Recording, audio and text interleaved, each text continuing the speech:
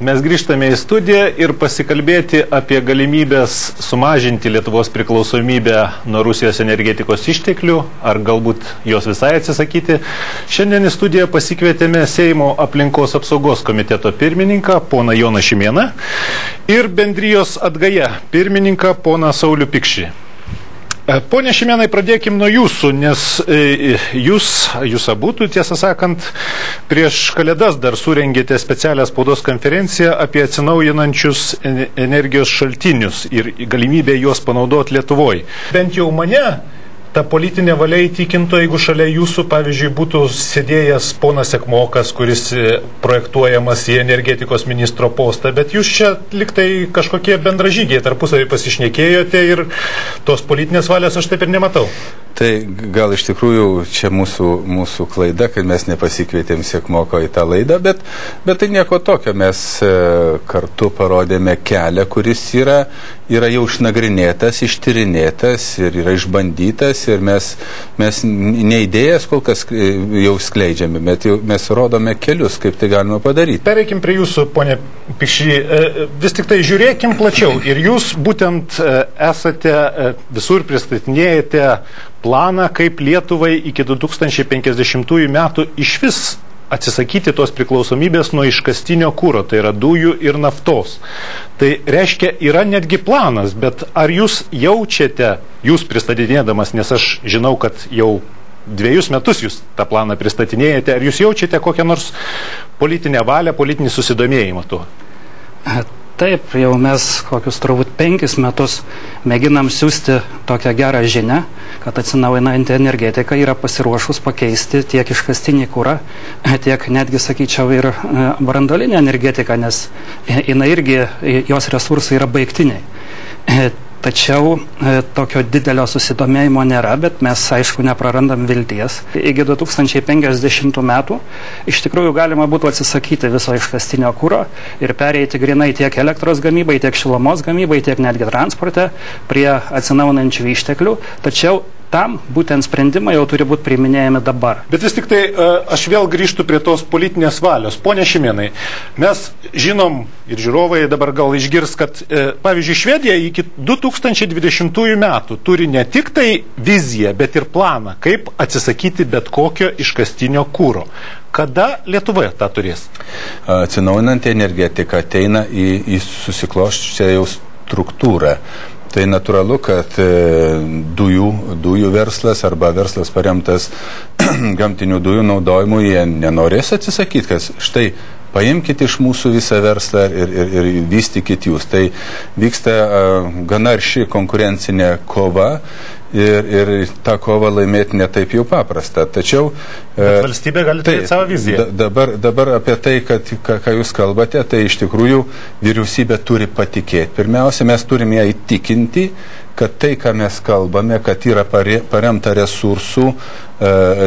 pakankamais resursais. Ir antras dalykas, kad turi būti nurodyta investicijų poreikis ir investicijų šaltiniai, nes netgi paprastą automobilį, sakykime, nuo benzino pereiti prie suskystintų dujų reikia jį perdaryti, reikia atitinkamą įrangą įrengti. Tai energetikoje tą įrangą irgi reikia visą įrengti ir jinai nemažai kainuoja. Daugelis žmonių Lietuvoje tikrai pasakytų, kad visa tai, ką jūs siūlote, tai yra atsinaujinantys šaltiniai, yra per brangu tiesiog. Mes šitoj studijai, kuri vadinasi Darnios energetikos vizija Lietuvai iki 2050 metų, esam padarę ir tokius ekonominius skaičiavimus.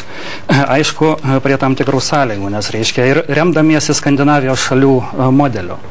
Ir mūsų skaičiavimai rodo, kad, sakykime, pats pigiausias išteklius, kurio galima būtų aprūpinti šalį elektros energiją ir šilumą, tai būtų, reiškia, akmens anglies deginimas nedidelėse kogeneracinėse elektrinėse.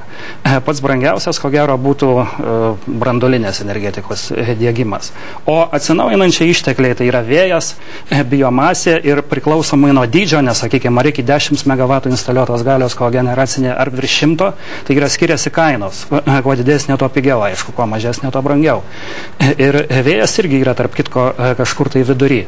Taip, kad tai nėra, ko gero, kad pats brangiausias išteklius, iš kurio galima gaminti energiją, o žmonės įtikinti, tai aš manau, kad jūs žurnalistai turėtumėt mums pagelbėti.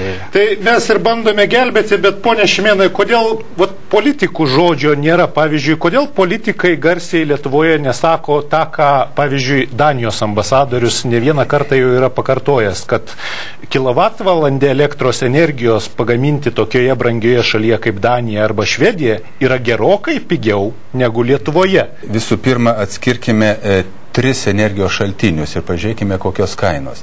Jeigu mes kalbėsime apie šilumos gamybą, tai štai prieš mane grafikas 12 metų, naudojant įvairų kūrą. Tai biokūras yra 2 kartus pigiau negu mazutas ir daugiau negu 1,5 karto pigiau negu dujos šiuo metu.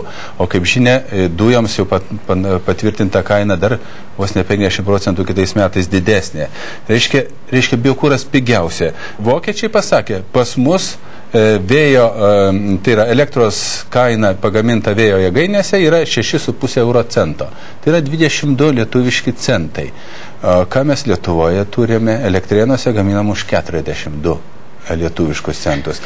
Tai, žodžiu, galima pagaminti pigiau iš atsinaujinančių išteklių ir jeigu kalbėsime apie transporto kūrą, tai jau šių metų, 2008 metų birželio mėnesį Švedija degalai su biokūro priemaiša buvo litų pigesni negu Lietuvoje iškastiniai degalai.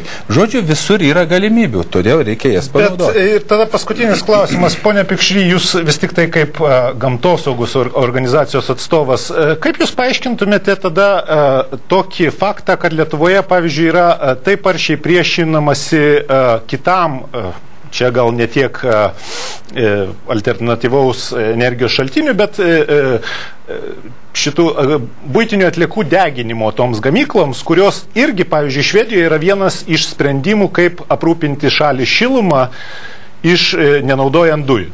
Švedija tai nėra Lietuva. Švedija gal šiek tiek daugiau pažengus tokių technologijų diegimo prasme. Bet ir iš kitos pusės tai priklauso, ar atliekos yra rūšiuojamos ar ne. Ir jeigu jos nėra rūšiuojamos, o kad ir rūšiuoti, ką su tom plasmasėm, su tom pakuotėm veikti, jos vis tiek eina deginimui.